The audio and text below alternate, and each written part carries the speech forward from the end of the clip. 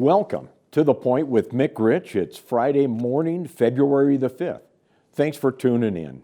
Hey, I just want to share with you a couple things. Number one is that I have reached out to a number of organizations to come on the program with me, to be my guest to the program. And what surprised me was I reached out to multiple oil and gas organizations here in New Mexico and also in the Permian Basin, just the other side of the border in Texas, in Midland, Texas. What surprised me was that none of them are interested. Let me rephrase that. I don't believe that it's not a matter that they're not interested. I think it's a matter of knowing full well that come in on this program for 45 minutes to talk about the issues affecting our state, our country, they want no part of. And the reason that they want no part of it is because they can be singled out. And we've seen that happening right now in our country. That the people that don't agree with you are going to peel you off from your what I'm going to call your herd, your group, your friends, your family, your political party, Republican, conservative. And that's what's happening. They peel you off.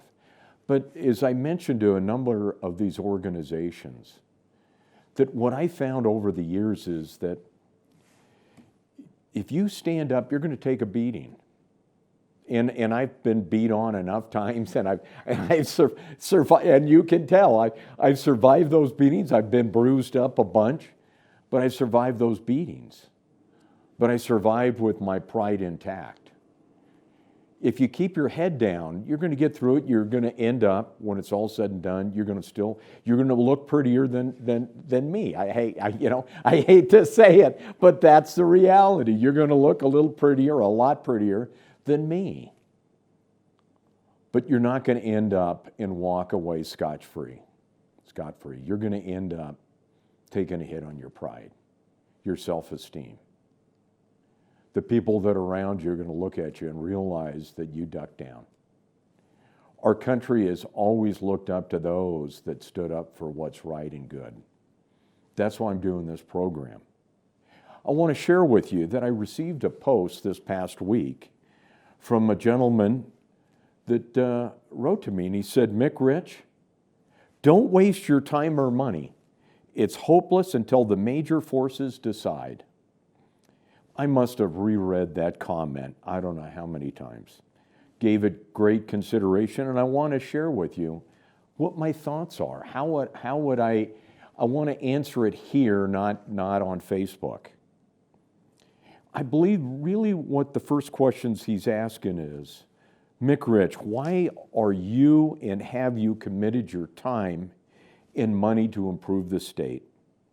The answer is not simple. It's not easy, but I want to answer that first question that I've come up with. Number one is about 25 years ago, I worked with a federal agency here in Albuquerque, and their construction manager decided he would make an example of me. As you can well imagine, that didn't go well for him, nor me. And he got his licks in during the project. And then afterwards, I was paid for my work, and I was paid for the extra work he wasn't intending to pay for. Then right after that, I ended up in another construction mess. The signs were all there to walk away from this project, but I needed work. Like many contractors, you get in a bind, you need work, you take work you had no business taking. I took the job, and I finished the job. But I had to work as hard to collect the money as I did to build his project. And I got beat up. And during this time, my wife, Marion, was pregnant with their youngest child.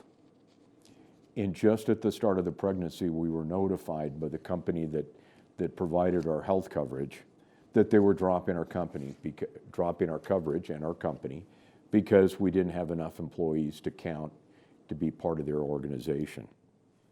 You can well imagine a pregnancy is a pre-existing condition, and we had no insurance. Next thing we knew, it ended up a complicated pregnancy. Marion was bedridden for 4 months. She couldn't get out of bed. If she did, she started going to labor contractions. And what they said was, Marion, we're considering putting you in the hospital. I'm thinking, oh man, in the hospital, no coverage in there for a couple months, 3 months. I went back to the office. I pulled out, I didn't even need to pull out a calculator. I looked at my net worth, how much it would cost per day, and I realized I don't have enough money to cover the amount of time we're talking about, but also what it would mean if my youngest daughter ended up in an ICU because she was born early. It was pretty dire. Also, at the same time, I had a 3-bedroom home. There was 5 of us in. We've got one more coming. It was 1,200 square feet. It was like the old lady in the shoe. We were popping out of the seams. And I had no money I wouldn't qualify for a loan for a new home, a bigger home. So I was stuck, and I said, okay, I'm going to add on to my house. So I'm working 60 hours a week with my company. At the same time, I'm adding on to my home. I'm working till 12 o'clock at night, 1 in the morning to do the remodel. And I can remember I had just finished compacting the pad for the bedroom addition. And I'm sitting in the dirt and I'm thinking, you know, why me? Why me? And I go, and I thought about it. I said, my parents bail out my sister. Why can't my parents bail out me? And at this time, you know, it was just brutal. I couldn't believe what happened. Number one is my friends pitched in and helped me with the addition and the remodel. I still did a lot on my own, but they pitched in when they could. Our neighbors pitched in. I can't believe it to this day. Our neighbors pitched in, and each one took a dinner, a night to cook us dinner and brought dinner over. So because I was working long hours, they brought dinner over. Another friend did laundry for us. Another one did grocery shopping for us. They pitched in and helped. The doctor pitched in. She helped. She waived a lot of her fees. It just cost us a few $1,000s for the hospital and the delivery charges for that. It was an uncomplicated. I was so grateful that our daughter was born healthy. Those are the things when you look at and you said, that's grateful. Had my parents bailed me out at that time, I would be still looking for one more bailout after another. You could say my friends bailed me out and this bailed me out. But the reality was when you're working 60 hours a week, doing everything I was doing, I dug myself out of that hole. And I'm grateful. I learned great lessons from that. One was I now qualify my clients. I just don't pick a client because they'll take me. I pick a client because they deserve my services. And those are the things that I've done. And since that time, I have helped and made a difference. I've helped the people around me, but as time progressed, I helped people around the state. I helped start one of the first charter high schools in Albuquerque in New Mexico. I helped start a carpenter apprenticeship program 35 years ago.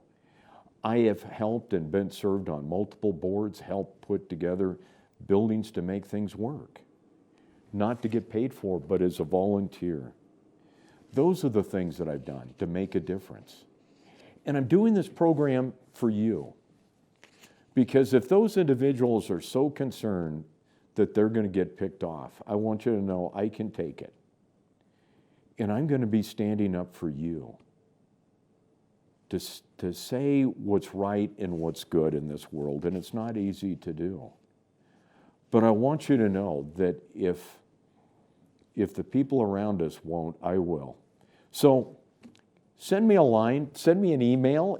My email is tothepoint@mickrich@reagan.com. And I just got that one, so drop me a line. I'd like to hear your thoughts. But also, if you have an idea for a guest to come on, let me know, because these are the things that are going to make a difference. This is Mick Rich, and it's To the Point. Thank you very much.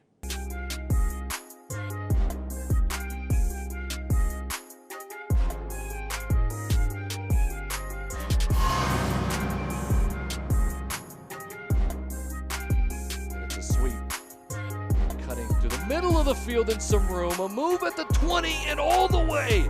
Touchdown. Cleveland tonight sputtered at times, but neat when they got it going, just like right there. To the 5, touchdown Cleveland.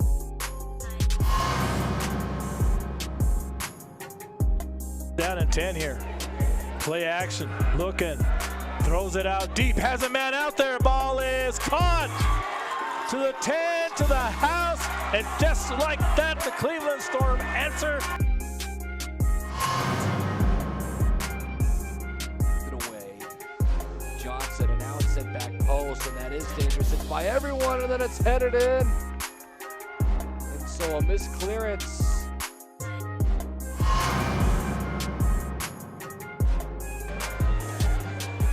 They're going to give it. There goes Thompson trying to turn the corner and does.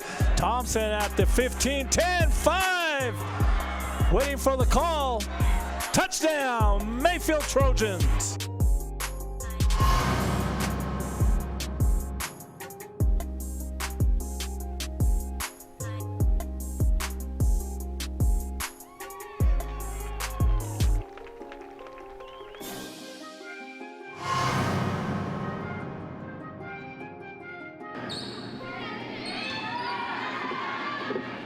Robertson will push it to Hobart on the far side. Tipped over the double block. Pancaked off the floor beautifully by Gonzalez Sanchez, and we're still going. Here's Hobart. She'll go over the double block. Lucero. Jones will send it to upset. Lucero has to get it over. Robertson. She'll push it over the block. Save. The left-handed save there by Lucero. Here's Jones. She'll have a swing. Yes. McIntosh. Excuse me, at the front.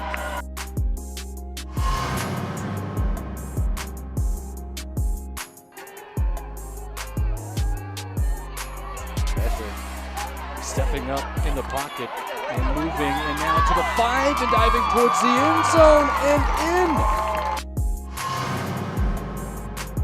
Oh man, this beat is crazy. Hobart. Jones. She'll set Mack for the championship. Yes! 5 in a row. La Cueva is the city's best yet again. Cheers from La Cueva High School.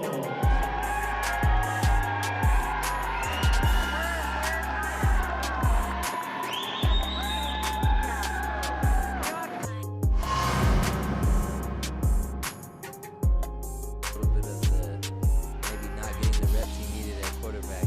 He's a wide open guy. There's a big move by Rodriguez. Look out as he's down the sideline. A Trouble. cut, shot out of a cannon. Ivan Rodriguez, he's got all the speed. Can he break away inside the 10 to And the he's 5 gonna make and in? Touchdown.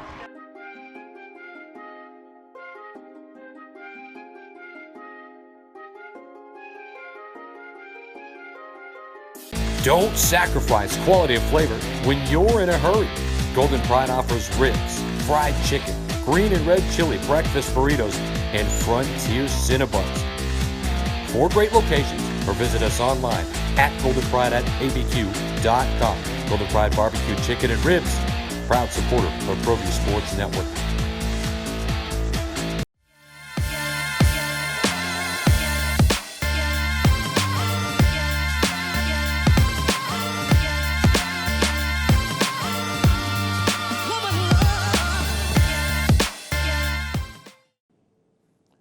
Welcome back to The Point with Mick Rich, and I want to share with you a little bit about, as the week progresses, I think about what's going on, how things are happening and lining up. And in this segment, I want to talk to the good people in New Mexico. Education has been a priority for this governor and every prior governor as long as I've been in New Mexico, and I moved here in 1980. And what I find remarkable is how is it that every governor makes education a priority. And every year, New Mexico is the worst when it comes to education, or at the bottom for education. You got to work at it to be that bad. And what I also found was remarkable, and I say this is remarkable, and it's not just a Democratic issue, it's on the other side of the aisle with the Republicans, is that the Albuquerque Journal was celebrating the new leader up in the Roundhouse, and they were talking to her and chatting with her. She's been up there for 25 years, excited about being a leader, and I can't blame her. I would be too. If I was the leader up in the Roundhouse, I would be excited as well. And what the Journal talked about was, what she talked about was that she's been in the Roundhouse as a legislator for 25 years. Education has been a priority. Education of our children have been a priority for her from day one. And she's excited about education being another priority. It's day one. And I'm thinking, you can imagine where I'm going on this is, that she's saying priorities, educating our children is a priority for me. And I'm thinking, you have been in the Roundhouse for 25 years. You have been making education a priority for 25 years. Maybe you're the problem, not the solution. The Journal is saying they're celebrating her rise to leadership, celebrating her commitment to education, and I thought about it is, I don't think this should be a celebration. I think this should be a funeral, because that's what we're talking about. We're talking about another 25 years, if she's up there, wouldn't surprise me, for another 25 years, and in 25 years celebrating her commitment to education, doing it the same way she's been doing it for, which would then be 50 years, taking us to the bottom of all the states. Tell you what, this is what New Mexico has gotten used to. So I wanted to share with you a little bit about this. Why is education, why do we make education a priority? And our founding fathers, and it isn't just that we woke up one day and said it's a priority, but John Adams clearly stated there are two educations. One should teach us how to make a living, and the other one, how to live. Thomas Jefferson stated, educate and inform the whole mass of the people. They are the only sure reliance on the preservation of our liberty. And Benjamin Franklin stated, the only thing more expensive than education is ignorance. I had a gentleman tell me, I have, contractors would get together, we chat, and they go, we train these people and then they leave. And I remember I shared with them, Jack Miller told a story, there's only one thing worse than training people and they leave, and that is not training them and they stay. I think that's a good point. And I think we need to think about that as citizens of New Mexico. So what's gone wrong? The people are still committed to education of our younger people. The people that continue to pass school bonds year after year. Education is the single largest expense, I believe, in the state budget. Some of our best buildings are our schools. I'm a contractor, I know this, I see it firsthand. I saw, a performing arts center in a high school on the west side of Albuquerque. And I'm thinking, God, that's better than Pope Joy Hall. The people in New Mexico have not lost faith in the education of our children. And I think that's funny when I say they haven't lost faith in the education of our children, because faith isn't allowed in our schools. That to me is ironic. So what's gone wrong? And I shared with Josh just before I came in here, and I said, man, I just regret I had pulled up an image, and it was Charlie Chaplin starring in that silent film, goes back 100 years, I believe, Modern Times. And it had to do with the inhumanity, the lack of soul in the industrialization of our country. And where I found that image was that the Communist Party was doing a film debut and they had this. Well, guess what, folks? What we have going on in the state of New Mexico and across our country is the industrialization of our education system. And that's what we have. When we talk about professional educators, what we're really talking about is professional industrial education managers. And this is what's going on. And this is what the managers, these industrial managers, are doing. Institutional control over our children's gender identity. They want institutions that have control over our children's sanctity of life. They want, and in some places, and I believe in New Mexico, if a young woman wants to have an abortion, they can go to their school counselor. Maybe I'm wrong on this, but I believe that they'll help on that and keep it from the parents. Institutions have control over our children's future. Institutions have control over our children and our future.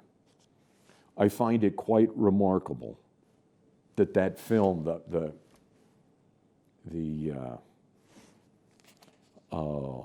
Modern Times, that's what's happening to our education. So where do we go from here? Well, first of all, these are the choices I think that we can do. And I want to make it clear, when I've got this program, we're not going to just talk about the challenges and, fling mud, but we're going to talk about what to do right. First item is, if the state can't figure out how to do K to 12, we're not going to let them get into early childhood, pre-K. Keep your hands off our little kids. Our parents and students need unions. And I'm not talking about the PTA. I'm talking about parents and students belong to a union that will represent them without fear of reprisal from teachers and the administrators. Parents and students are allowed to evaluate teachers, the school facility, the school administration, and most importantly, evaluate the district administration. We're done with long industrialized schools. And I'm talking about, we have bigger and bigger schools. We're going to go back to smaller schools.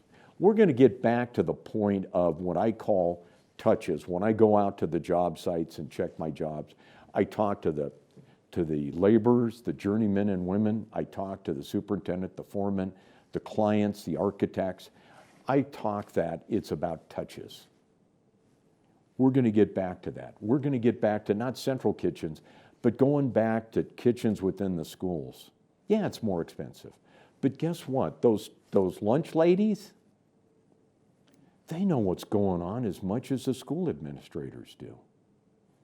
They're the ones that know which kids is going hungry and which aren't. The ones that can to feed them a little bit more. Because why? Because they're preparing the food. The kids can smell the food getting prepared. And then extracurricular. And we need to get back to that. Sports, performing arts, studio arts. And then the basics. Reading, writing, arithmetic, and history. We're going to get back to civics and American government. Those things are critical. I want to let you know, we're going to get Christianity back in the schools. No longer is the administrators and the teachers are going to be the gods in our schools. No longer are we going to be talking about the teachers' morals, the morality of the teachers, the morality of the administrators, and teaching that to their kids. It is, when I talk about the 10 Commandments, when I look at the commandments and it gets boiled down to, I'm a simple guy, it gets boiled down to very simple. Treating others the way you wish to be treated. You know what? Corporate logos have no business in our schools that our teachers have brought to it. Is just do it, and if it feels good, do it. We need to get back to the basics because these industrial managers that are running our schools have wrestled the control away from us. And it's time for parents to take control back of the education of their children.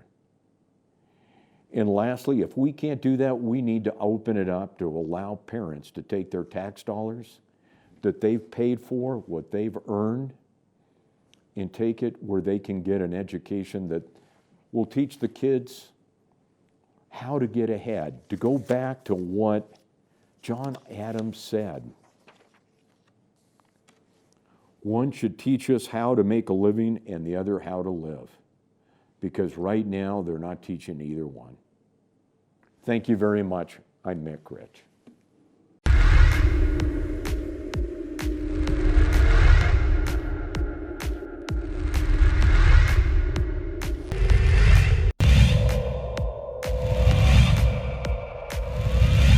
Think the winning team here tonight will be the last 6A team in the playoffs. It's picked off.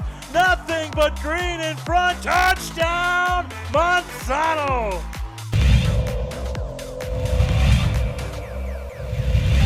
Day. Hope it warms up a little. Rolling, looking, he's got some daylight in front of him at the 10, the 5. He's going to go into the end zone for the touchdown. Get extra yards like that. That's Isaac Chavez in motion. Pavia fires down the middle, and it's Rodriguez to the 5, and he's in. Touchdown.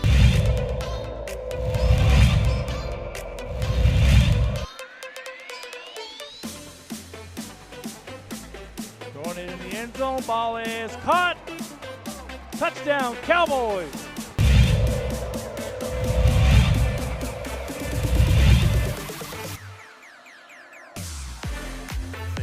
Back to Joseph, look out! And he's gone, forget about it! LaShawn Joseph with a house call! Touchdown, Sandia! The winner gets to take with them, or in Western's case, keep it here. Zell Price will return, catches it on the goal line. Price has got a little crease, one man to beat. Price might be gone. Price is in the open field and will score on a 98-yard kickoff return. Is Zell Price at Eastern New Mexico 32-yard line. Fowler in the gun, pump fake to Colson. He's got him open. Colson with the move at the 10. He'll go in for the touchdown. 32-yard touchdown pass. Malik comes out wide to the left this time on 2nd down and 10. They're going to throw it out to him. Up the sideline he goes. Malik is off to the races. Ain't nobody going to catch him. It's 6-0 the Clovis Wildcats. Been a touchdown, but in any event, it's 4th and 10. Rolling, looking, throws it out. Incomplete. Ball will go over on downs with 1:11 to go, and for the first time this year, New Mexico Highlands will be in the victory position, victory kneel down position.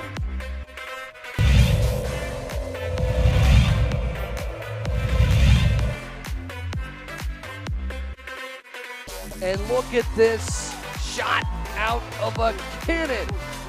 All the way is Gallegos for his 3rd touchdown tonight.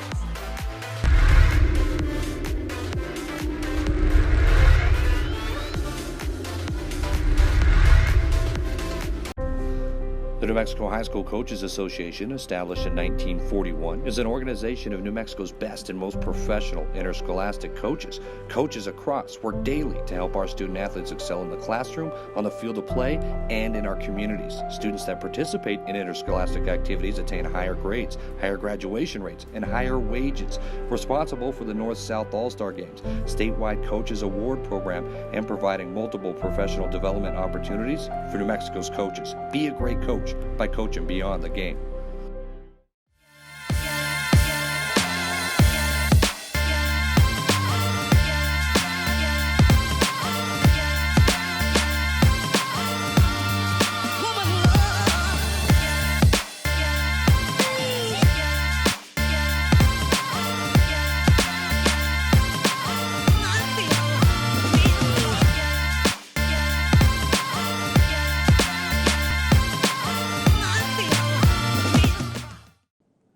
Welcome back. It's Friday morning, and one more segment, and this is to the good people of America. Congress and the President have placed a standing army between themselves and the American people. It is an indication that their actions are not in keeping with the wishes of the American people. When they open our country's borders to all that wish to come here, whether it is to make a better living for themselves or to make a worse life for us. When they open the borders to all with regard to whether they're bringing diseases into our country, whether it's COVID-19, whether it's whatever disease it may be. But at the same time, limiting our ability to travel across the country or out of the country. When they end our country's energy independence and push us back on the dependency of Middle Eastern sheikhs. When they hinder our friends in the Middle East to defend themselves. When they bolster our enemies in the Middle East. When they use our men and women in uniform as backstops in the Middle East. When they support corporations prohibiting our citizens' free exercise of religion, freedom of speech, press, means of peaceful assembly, and the ability to defend ourselves. When they support corporations, it amazes me. And then lastly, when they quarter our soldiers in the home of our democracy. The Americans are just discovering the deception that was played upon them in the last year to 2 years. The truth was withheld from us, from the very people that we believed were telling us the truth. Whether that is they didn't tell us the truth or they didn't.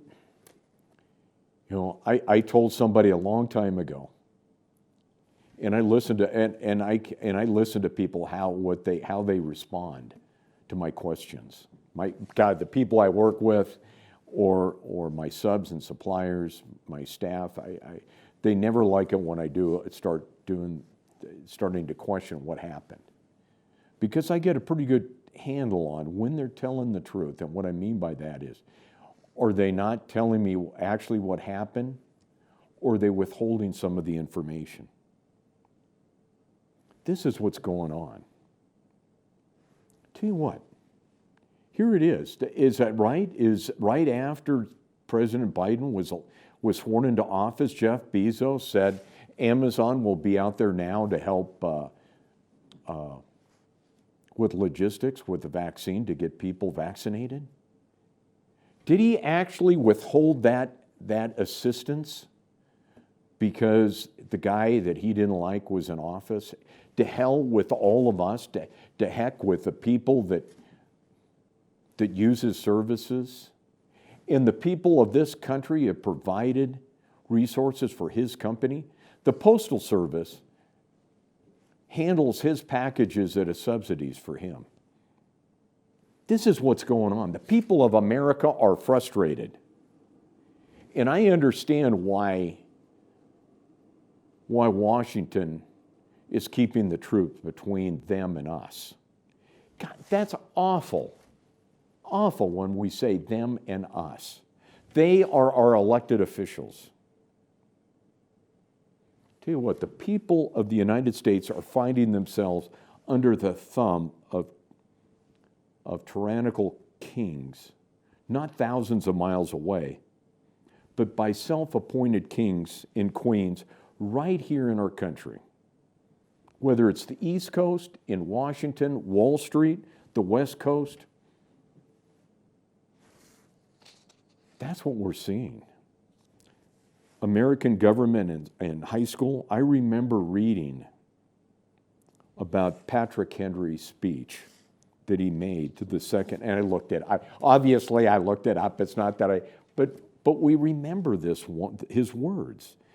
This is a speech that he gave to the Second Virginia Convention on March the 23rd, 1775, which he stated, "Give me liberty or give me death."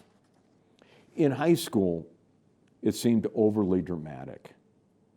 Today, I feel like many feel, to our very soul, give me liberty or give me death. That's where we're at today. I'm afraid to say it.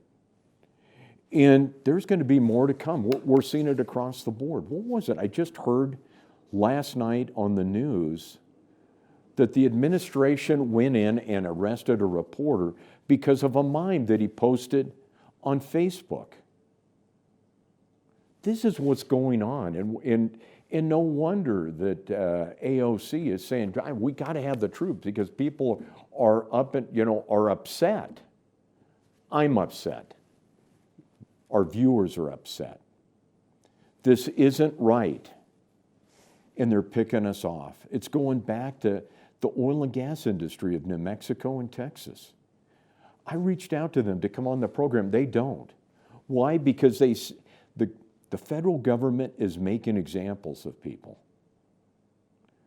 I hate to tell you, our viewers, this. I hate to tell oil and gas this.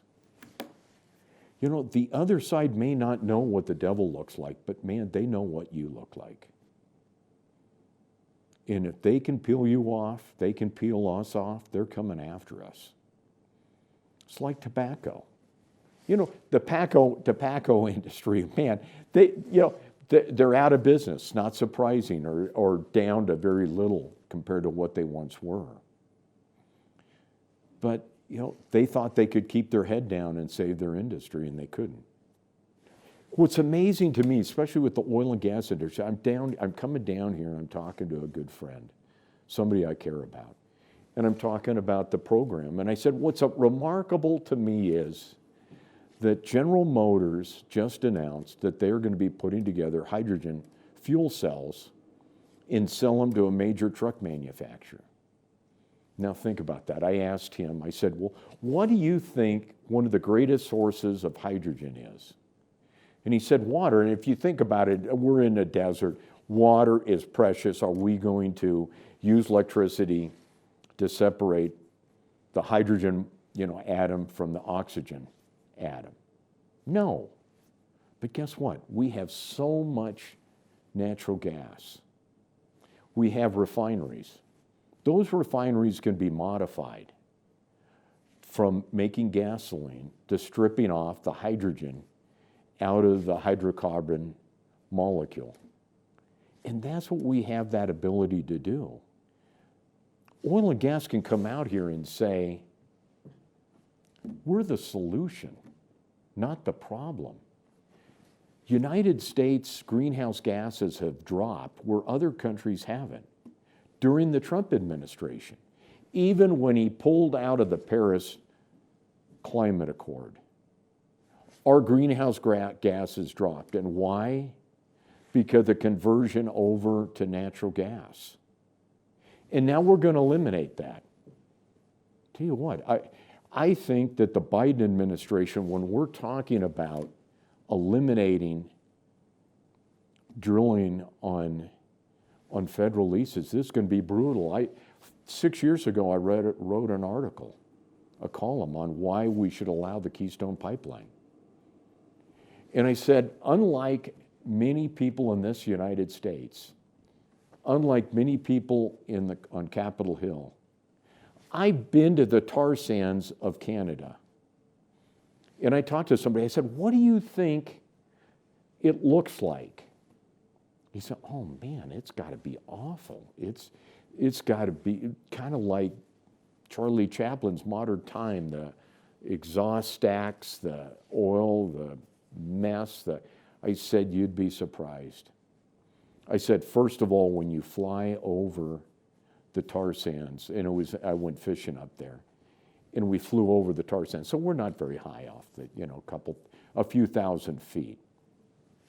You can see an oil sheen on the streams because of the oil seeping out of the ground.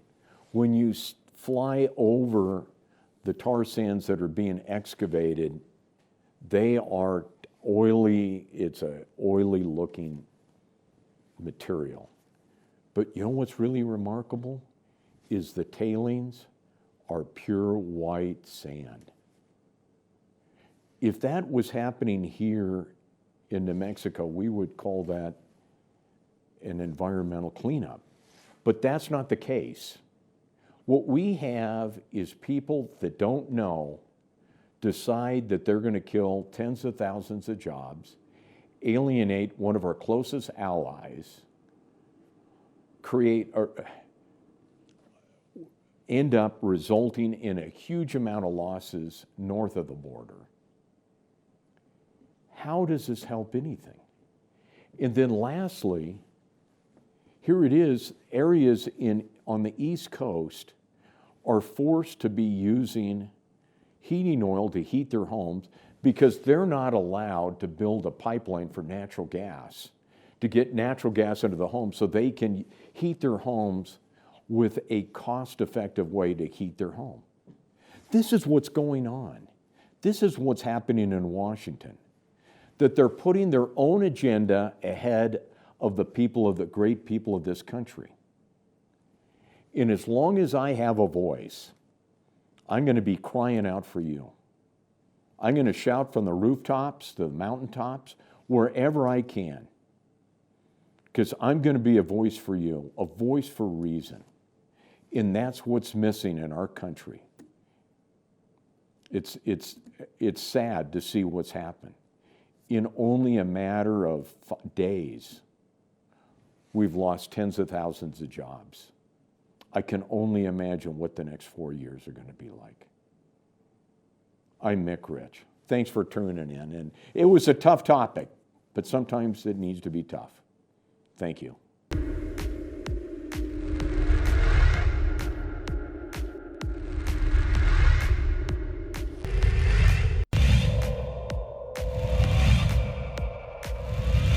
Let's play it over to Madrid. Plays it across the box off the dasher. It's settled. Shot on by Garcia.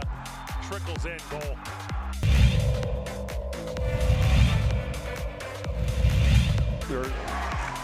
Chavez blocked at the rim.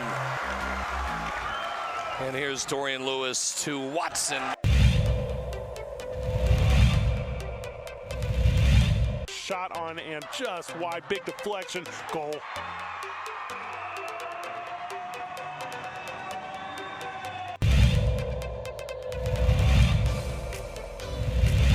With his first field goal. Look at that. That's gorgeous.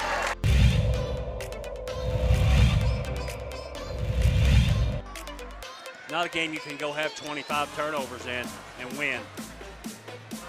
Get that out of here, Watson says. Here comes Hodnett all the way. He's blocked in return.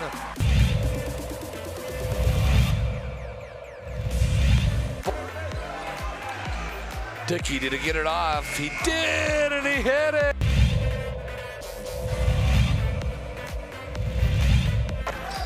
They're really... Oliveras.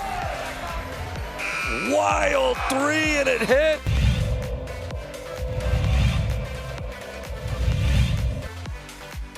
Another steal nearly by Hidon. It is a steal. Avalos ahead to Hidon. The two-hand hammer by Hidon. I knew he was going to put that one down.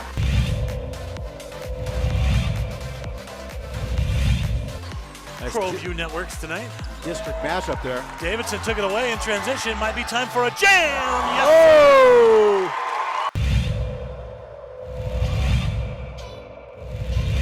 Big Barton, watch him, coach. Watch the inbounder. Dumas Sanchez in the corner. Back to Barton with 2.4 seconds left. Fires for the win. And he got it! It's good. Oh my God! On the last second shot. He did! Oh my God! Bakes it in from 25 feet and watch the celebration right in front of us.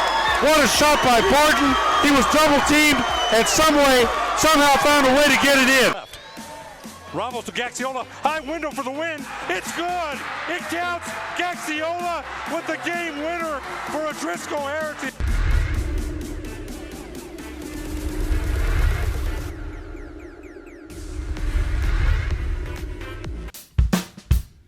Well, I'm going to the frontier, walk up to the cashier, order up a root beer and a number one. Cover it with green stuff, one scoop is not enough. Find a booth is real tough, back by the Duke. Meet my family, meet my friends in the quirkiest restaurant I have ever been. All of Albuquerque's favorite spot. It's the Frontier Restaurant. The Frontier Restaurant is a proud supporter of ProView Sports Network.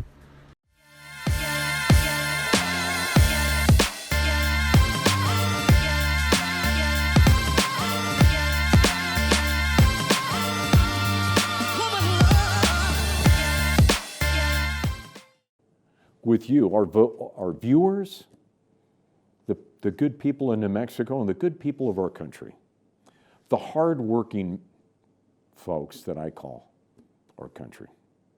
So here it is, this last segment I always talk about, I always ask my guests, what are your thoughts? How do we turn our state around? And we're going to start this year, and they're not here today, so I'm going to pitch in my thoughts in what I've been trying to do already. I talked about, and I posted this, and it got published, not in New Mexico, not in Albuquerque, but how to take our state from the bottom 10 to the top 10 and do it in 10 years. What I found remarkable was that the Albuquerque Journal, in this letter to the editor, they didn't publish, but others, as they've taken some of my ideas and run with it on their editorial page. I'm grateful for that, but it would be nice to get some credit. But that's okay. The idea is to get the ideas out. So I also reached out to the Journal and said, I don't believe in the view, nobody's going to believe that the state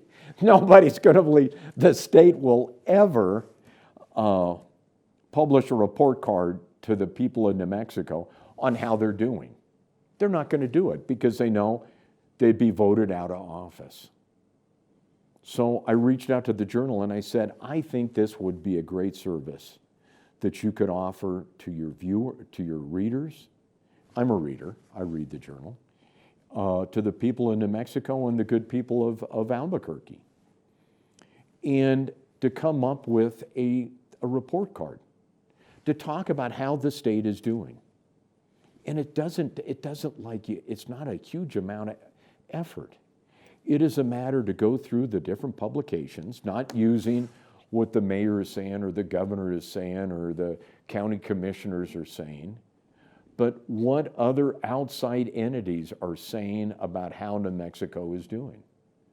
I shared last week that Wallet Hub put us, New Mexico, at the worst for families. And they had basic categories. It's about children, about health care. It's about good, plentiful, good-paying jobs. It's about safe streets, education, environment. We're good in the environment. We got blue skies where California's got, you can, in the afternoon, you can look straight at the sun because of the smog, the air pollution.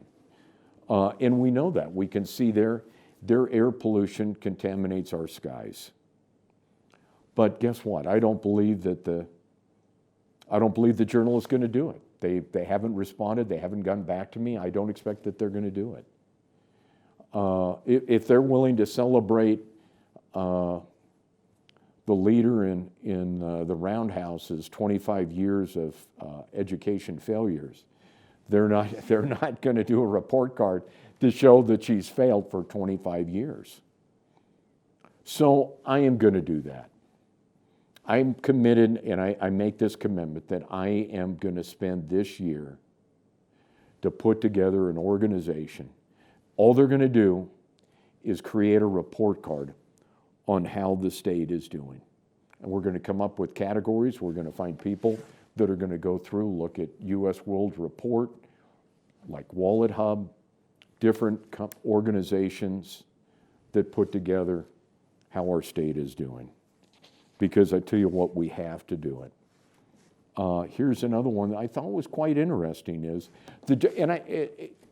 interesting that I talk about the Journal because I read the Journal. I think the Journal would appreciate that I'm a reader. One of them I thought was quite remarkable was that they highlighted that it's a disaster, that the state only has just over 100 years of funding for the pension plans for state employees. I'm thinking, 100 years. So they have enough money in the pension fund, so if a 20-year-old started to work for the state and he lived to 120, there would be enough money to pay his pension. I'm saying, I'm looking at, you know, my marbles, and I'm thinking, you know, how many marbles do I have, and how many marbles can I waste before I die, right, to have enough marbles at the end of my life. I'd be grateful to say, well, gee, I got enough money to live the way I want to for the next 100 years. Now, I'm 66, so I'm a very optimistic. My wife says, honey, you're awfully optimistic, and I am, but I don't think I'm going to live to 160. But the other thing I thought about was that the journal is saying that maybe the problem is we don't have enough money in our pension plan to cover all these employees. And I thought, maybe there's another way to look at this. Maybe we have too many employees. Maybe we should not have more employees than we can meet obligations for. Isn't that a unique way of looking at it? Maybe the point comes up is that if we only have, and I looked it up, we have roughly about 55,000 state and local employees. So maybe if we have not enough money to cover their pensions, then maybe we need to cut that 55,000 down. Then I went back and I looked. Tell you what, when we talk about doing this and in saying that it doesn't take a rocket scientist to put together how a report card on the state, so I looked it up and I said, okay, just look at state employees. I can't remember, this is a few years ago. We have a total of 26,646 state employees, or roughly 128 state employees per 10,000. So I was curious. I said, okay. I said, well, out of curiosity, how many? So what about Texas? Well, guess what? Texas, we have 128 state employees per 10,000. Texas has 65. Colorado has 63. Arizona has 63. Utah's all the way up to 95. Looks like we could lose at least 5,000 employees, state employees, and still be okay. These are the things we could look at. For our viewers, if you didn't know, I was on the commission for Labor and Industrial Commission. Served on that board or commission for a number of years. And one of them that I thought was very interesting was that, and we tried to break this cycle, was that the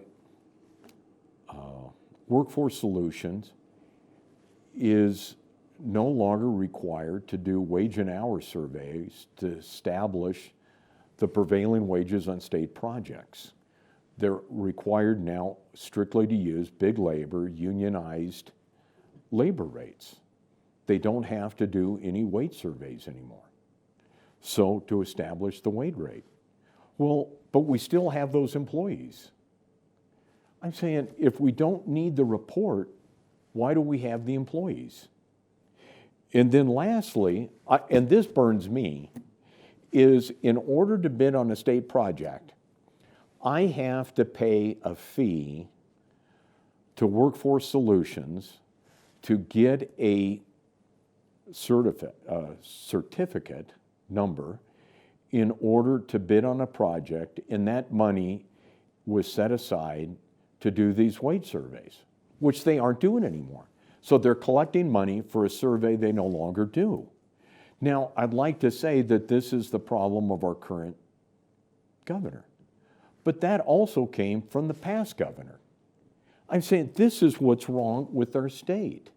This is how we have 128 state employees for 10,000. We have twice as many state employees per 10,000 that Arizona does, that Colorado does, that Texas does. This is unheard of. How did we get in this situation? Well, I think it's interesting. In my I will admit, I grew up in California, but in California, it was interesting. We talked about California history. And in San Francisco, in the late 1800s, the politicians would hire more city employees that were union, and then they would pay them more money, and then the unions would get more employees, until finally that these union municipal workers were a huge political force. And they were driving up taxes, they were swallowing up all the money that was available. How did they break that cycle? They broke the cycle they didn't break the cycle. It was the great earthquake of 1906 when the city burned to the ground and they had to start from scratch. Hopefully we don't have to do that in our state. We need to break the cycle because public employees are driving the agenda and we're losing control of our state. I'm Mick Rich, and I appreciate you tuning in today. Thank you very much.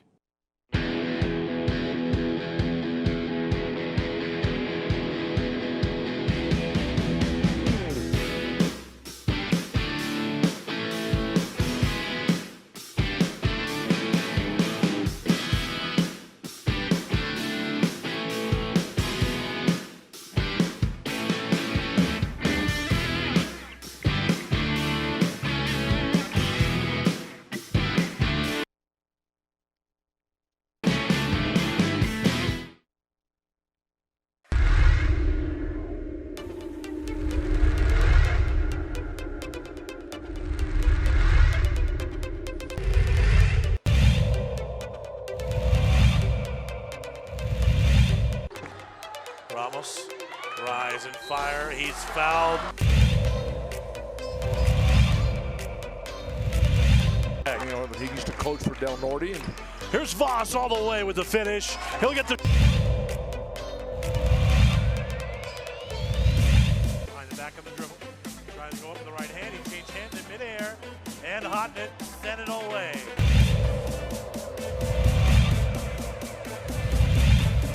Wynn doing a really good job denying Chavez.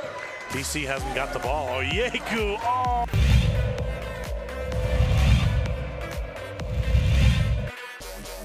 Working against Watson. Oh, look at the spin move.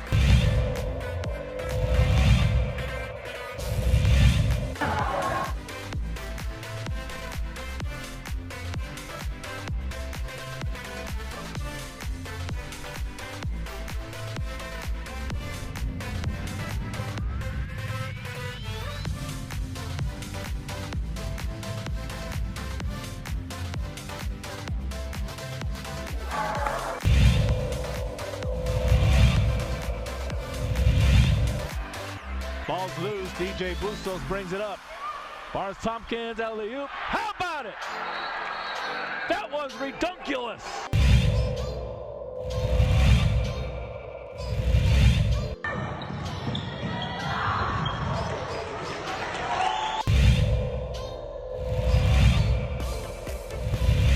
Turnover.